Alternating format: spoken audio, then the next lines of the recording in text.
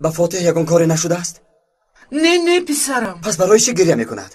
میدونی چه امروز فاتح گپ زد پسرم. گپ زد؟ چی گفت؟ دادا گفت.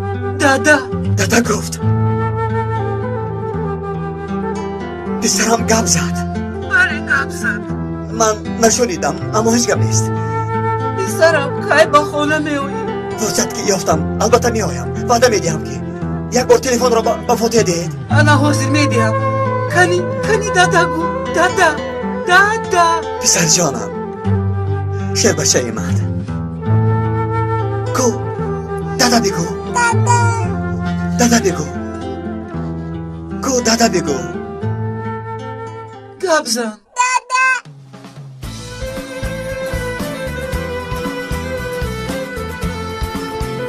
شیر بچه من.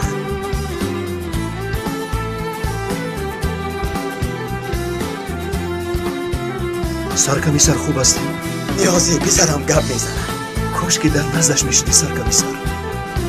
پسرم تو را تنها نمیمانم. شنیدی؟ به نظر میآیم. گوش کن دیگر اصلا جدا نمیشویم. وعده میدهم به تو.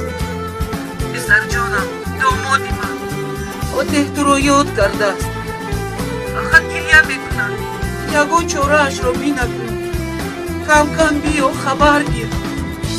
کودک تو رو فراموش نکنن پسرم. میایم بچه جان، البته میایم. فرصت که یافتم میایم. شما او را خوب نگاه کنید. شما یگان احتیاجی ندارید. شکر نداریم. اگر یگان چیز درکار شود البته به من بگویید. به خدا در کار نی پسرم. شب و روز برای تو دعا میکنم. خداوند مددگارت باشد. آمین. خدا از شما راضی باشد. فاتح هم را نگاه بین میکنید. اگر شما هم نمیشدید چیکار میکردم؟ تا بازدید پسرم. تا بازدید. خدا یارتان.